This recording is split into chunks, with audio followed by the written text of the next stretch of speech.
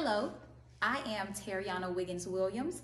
I am a grad student at the University of West Alabama, and today I want to give you a small seminar on braids and knots. Well, why choose braids and knots? Well, women and men have been braiding and knotting their hair since the beginning of time. But today I want to explore the mathematical background of braids and knots.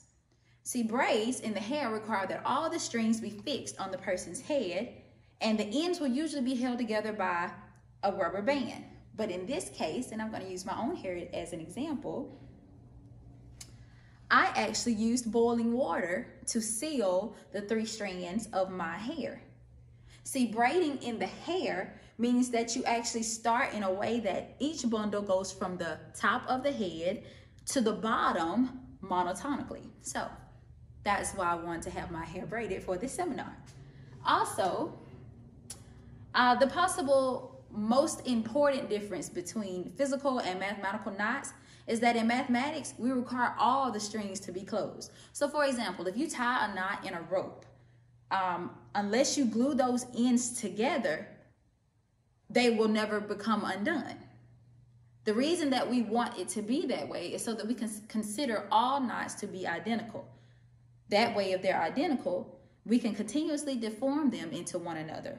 Now, if we had a rope with ends that was not glued together, then we could just untie the knot, and the only thing that will be equal is the segment of straight rope. So let's go to a few definitions. So in mathematics, a knot is an embedding of a circle in 3 dimensions of the Euclidean space, and is considered to be continuous. In knot theory, knots are therefore closed, meaning the ends of the strings are joined together and cannot be undone, and they are also non-self-intersecting. Now, we have an idea of what a braid is because I told you, with my own hair, but in mathematics, it is totally different. So let's consider this picture here.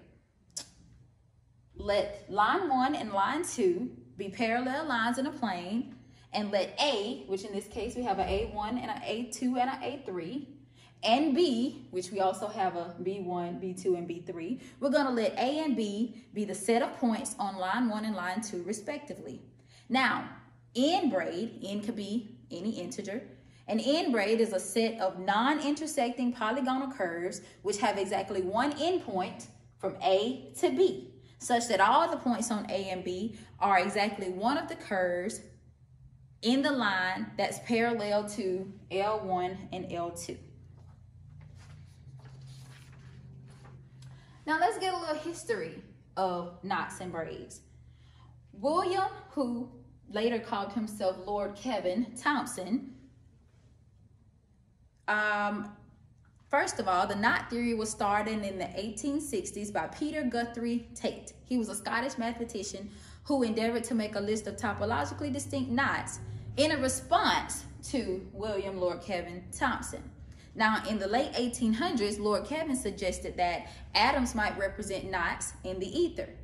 But once this idea was shown to be false, the knot theory itself still continued to be a mathematical theory of its own. Then we have Alexander's theorem, which states that every knot or link can be represented by a closed braid. That is, a braid in which the corresponding ends of the strings are a connecting pair.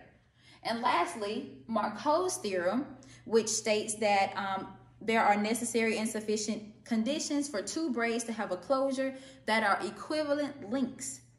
Also, on the algebraic side, his theorem states that every knot or link in a 3D Euclidean space is going to be the closure of a braid. So in constructing a braid, we can see that what happens is we alternate the outermost strands first. And what's interesting is after so many alternations, these strands will return to their relative original position, and that pattern will continue. Also, the way of constructing braids is where each point is going to move and be a reflected image across the line of another point. And what's also interesting is that all of our alternating strands will form equilateral triangles. And I actually can see that in my own braids. It's pretty neat. Now, the topological idea of braiding, first of all, we know that topology is a branch of mathematics that studies the shapes of objects independent of their size or position. And in this case, what we're saying is we can bend it, we can stretch it, we can smooth it out, we can move it. But as long as we don't cut it, we will have a continuous transformation. And that is what happens with knots and braids. We are continuously transforming the figure. All right.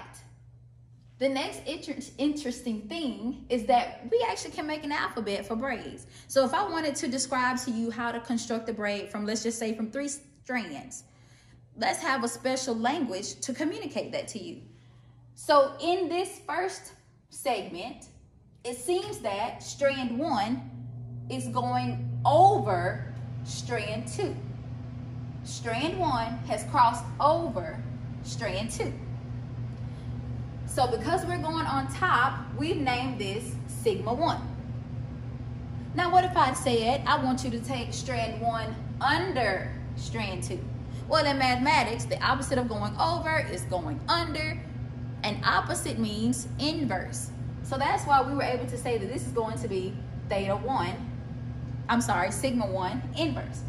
And the same goes for strand 2. If I said I want strand 2 to go over strand 3, or strand 2 to go under strand 3. If it's going over, it's going to be sigma 2. If it's going under, it's going to be sigma 2 inverse. All right, and now with knots. So there is a term called Riedemeister's moves. One of the fundamental tools in deforming knots are the Riedemeister moves. These are local, simple operations which allow the knots to be manipulated. And there are 3 types. Now, I thought it would be better to see the picture instead of me actually just describing it in words. So together, I'm going to tell you what's happening in these 3 moves. So in the first move, we are taking a twist or untwist from a loop. So an untwist, twist. Okay? Second move is we're moving one loop completely over another. So we're either taking the left loop. Yeah, we are taking the left loop and putting it over the right loop. And you can tell that it's over because of how our segment is broken here. All right, and the third Riedemeister move is when I move a thread completely over or under a crossing. So here, the thread is, Here we've got a thread which seems to be under the crossing. And here I have a thread which seems to be under the crossing. But the point is it could be at the top or the bottom of the crossing. And these are the fundamental Riedemeister moves. All right, and finally, at the end of all of this, I was hoping to explore the history of knots and braids and make a connection between the knot and braid theory. I believe they're related because a knot or a link forms at the end of braids when they are connected. And the way to apply this theory, Patrick Bangert wrote a paper which I referenced at the bottom, and he suggested a few problems that, if solutions were to be found, would completely change the way that we look at knots and braids. So he said someone should create a theory of physical braids with aims to study the tension properties of various knots independent of the rope on which they're tied. Another suggestion was someone should build a software system that makes it easy to input or output knots and braids, compute invariants, identify knots in the table, construct a knot table, and play the new ideas largely independent of complex programming. So in the end, I realized that knots and braids is more than just hair, right? Knots and braids has a mathematical approach that has really broadened my mind since, doing the background work for this speech. So I really hope that you've learned something from me, and that I would actually take this and go a lot further in my studies. Thank you.